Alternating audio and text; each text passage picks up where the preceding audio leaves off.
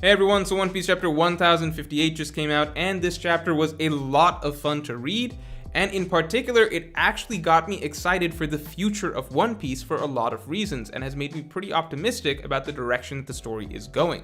But before we get into it, make sure to subscribe. And I have an important question for you. Do you want delicious meals delivered straight to your door? Because with HelloFresh, the sponsor for this video, you can get easily prepared, delicious meals delivered straight to you. So no grocery shopping, no wasted time looking up recipes, and the meals themselves are ready in just 20 minutes. Not to mention, the food is genuinely healthy. You don't have to stick to some boring diet with low-calorie food. You can eat some genuinely good-tasting food from HelloFresh, like sweet and spicy apricot chicken that is also healthy. I know HelloFresh has definitely helped me get in better shape over the last 6 months.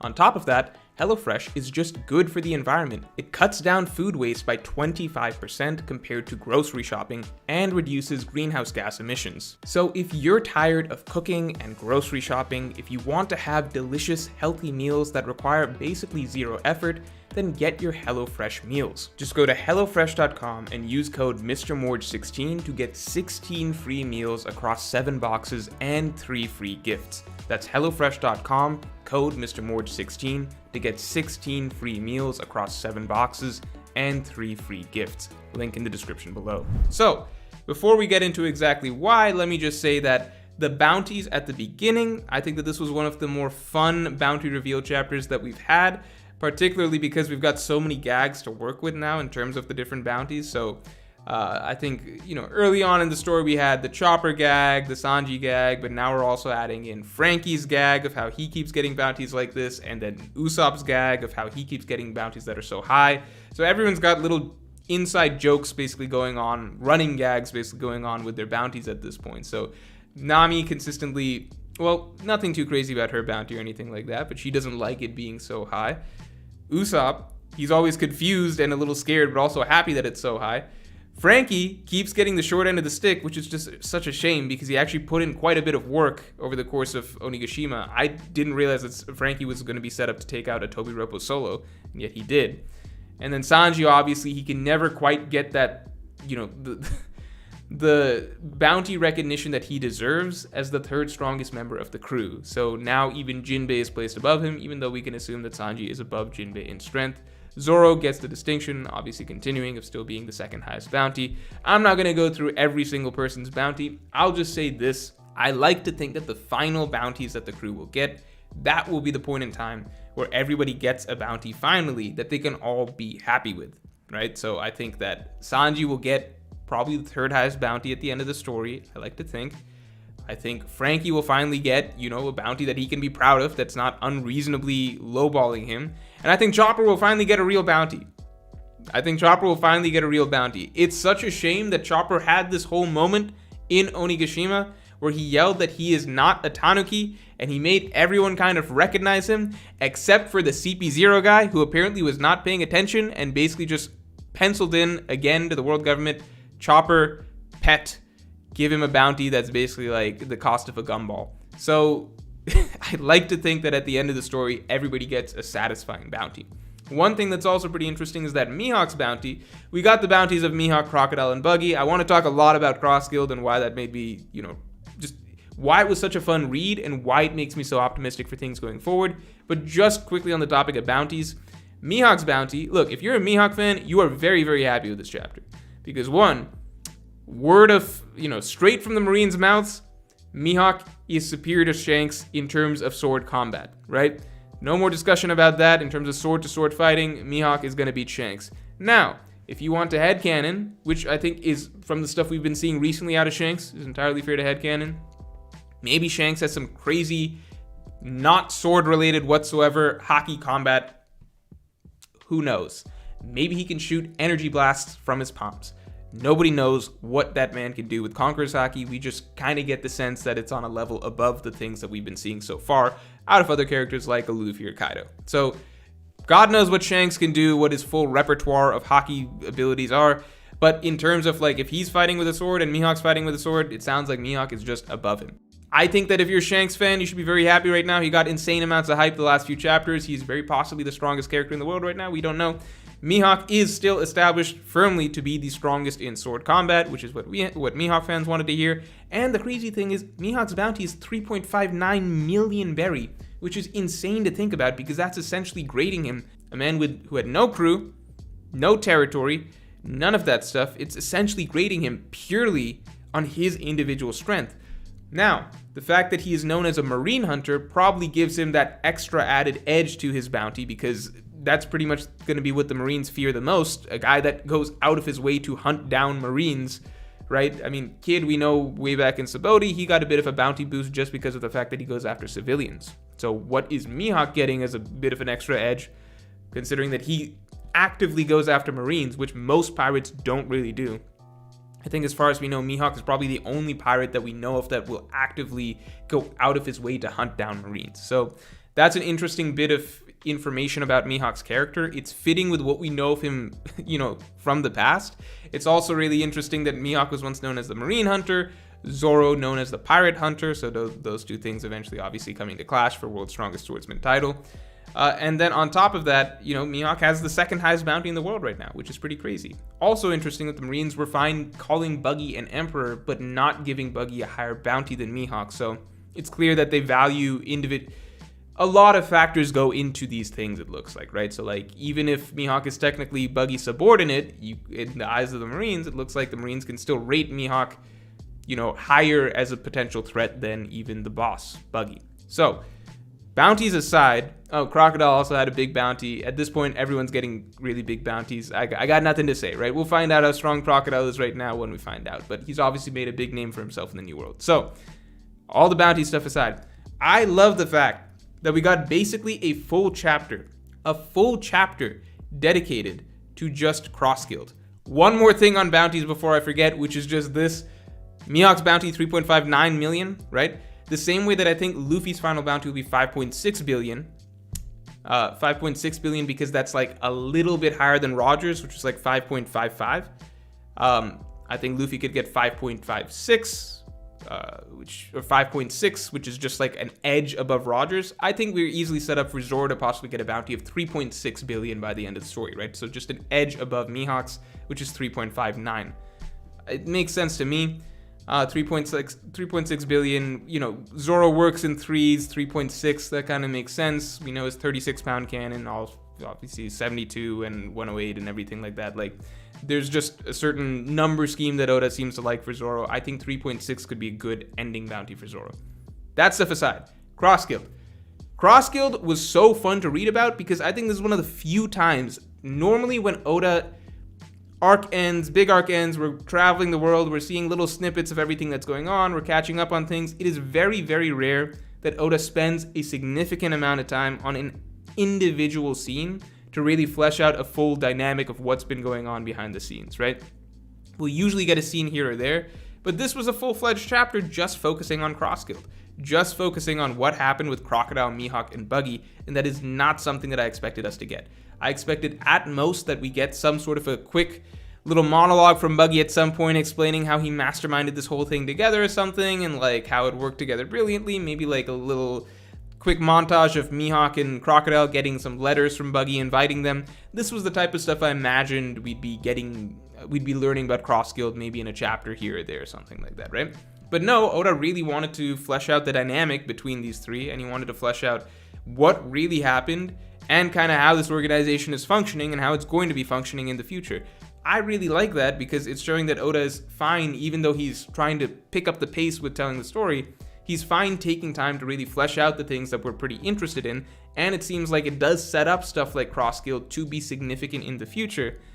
Maybe that's an unfair expectation, but I just think it's interesting that Oda took so much time fleshing out these guys when Cross Guild could easily have been something just shoved to the side that we know exists and maybe shows up in the story a couple times, but isn't that really major in the grand scheme of things. But instead, if Oda's taking a full chapter for us to really learn about them, kind of like, chapter 904 where we got a full chapter dedicated to just the Revolutionary Army, right? I think that does set up Cross Guild to maybe be more significant than we may have expected in the past. And the reason that this gets me really excited for the future of the story is just some in conjunction with some of the things that we've been getting, right? So increased focus on the Revolutionary Army between this chapter and a couple chapters ago, with us getting information about Flame Emperor Sabo, and still getting to see the reactions of the revolutionaries with that stuff. Shanks getting more screen time, right? Akainu and the Marines, we're learning a bit more about what's going on behind the scenes and what their motivations are right now. And finally, we're getting a full chapter dedicated to us getting to see the establishment of the establishing of this huge final fourth empire, which is Cross Guild. So to me, I think that in this final stretch of the story, it seems like pretty much anywhere that we turn to, any organization that's going to be involved from here on out is going to be a fairly interesting organization. And we're finally getting to the juicy parts of the story, right? We're finally getting the parts where, you know, it's not so much learning about, let's say, the random 5 heads of the mafia families from back in Hyogoro's day or some shit like that. Instead, we're learning, you know, we're learning about everywhere that we turn is basically going to be an organization or group of characters that we're actually interested in, that are actually significant players in the world. And the fact that Oda's taking the time to flesh out and focus more on so many of these groups has me really excited for what this final stretch of the series is going to be, because it's going to be a lot of crazy stuff happening pretty much from all corners and from all factions. So in the Cross Guild group itself, what I really liked, obviously, was seeing Crocodile and Mihawk interact, and there's a bit of mutual respect there. And Crocodile's right, they are pretty similar in a lot of ways, right? Mihawk's nowhere near as bad of a person as Crocodile. Let's not forget the type of stuff that Crocodile was doing. But at the same time, it's cool to see Mihawk, yeah, like he's cool with working with those that he respects. And obviously neither of them respect Buggy, but it's interesting to see these two characters respect each other. And these were the 2 Shichibukai that were the first 2 that we were introduced into in the story, right? Mihawk and then Crocodile. So it's like the first 2 characters who gave us the concept of what Shichibukai even were, right? The first 2 characters that were really these crazy strong figures that are way above the guys that Luffy and the rest of the crew had been fighting up till now, right? The guys that kind of established that there's a stronger realm of characters out there. They're the ones that are now actually working together, and they've quit the Shichibukai, and they're actually basically an empire together at this point. And actually, the first 3 Shichibukai that we ever met, even though we didn't know it at the time, because Buggy was also... he also turned out to be Shichibukai. So Buggy, Crocodile, Mihawk, the first 3 Shichibukai that we met, they've all formed their own little team here. And the biggest thing that I really liked is the fact that, look, when it was established that Buggy was an emperor, right? I won't lie, that did initially rub me the wrong way for certain reasons, which is that I felt like, one, we didn't know why he'd become an emperor, so it was fun to speculate. Like, obviously I put out a video and everything talking about, okay, he probably got at least Mihawk to join him. He has more manpower than he seemed to have had beforehand, because the last we saw of Buggy and his fleet, they were just so...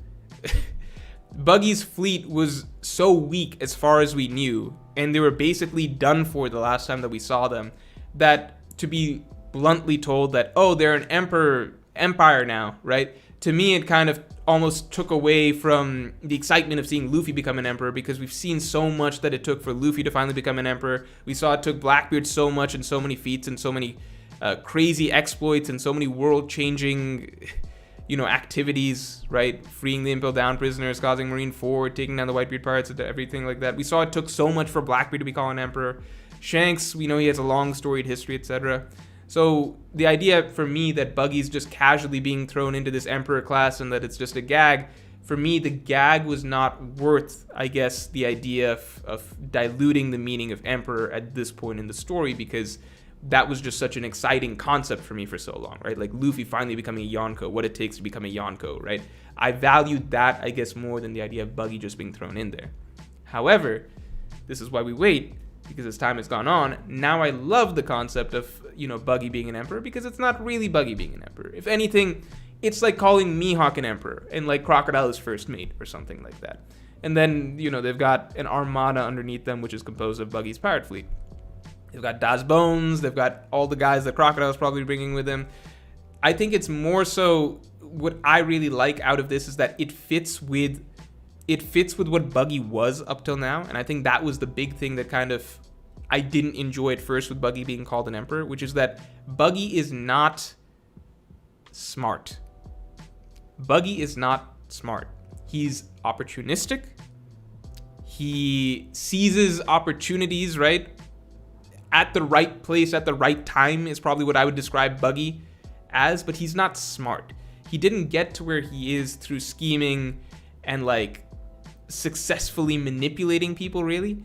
Buggy is more so a bumbling idiot that gets very, very, very lucky, and he is just smart enough to be able to take advantage of opportunities when they are presented to him, right? But the idea that Buggy had cleverly orchestrated the formation of this whole empire, Cross Guild, and he's got Mihawk and Crocodile working for him, to me, that was kind of taking the type of gag character that Buggy was and turning him into something greater than he is, which is now he's not just Buggy, this idiot, but he's actually this, he's a weak character that's really smart and clever and manipulative and is actually able to get Mihawk and Crocodile working for him, right?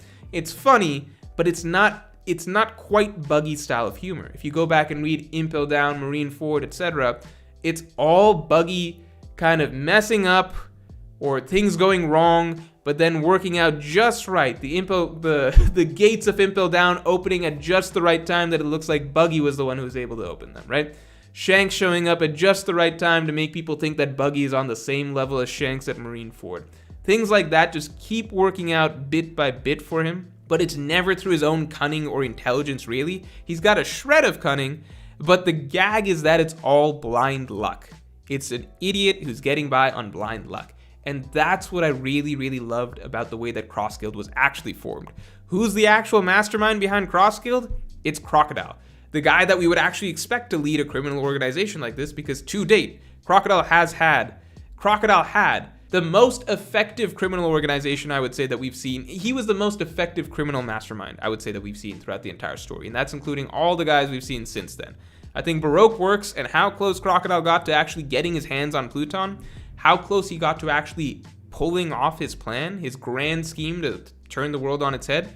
I would say that for his strength level and where he was at what point in the story and the type of guys that were working for him, which were fairly low-level subordinates, Baroque Works was a really, really, really competent and mostly successful organization, and Crocodile had plans on plans on backup plans on backup plans.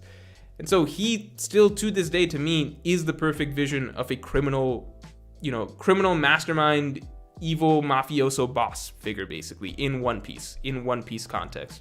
So for him to be the real brain, the real creator of Cross Guild, that feels right to me. That feels like the perfect position for Crocodile in the New World. Buggy's the figurehead, Mihawk's the muscle. It all fits, it all lines up perfectly with what each of their characters kind of represents. So I really love the nuances behind Cross Guild. I love the dynamics between these three. I want to see more of them going forward, but we're probably not going to get to dwell a bunch on Cross Guild.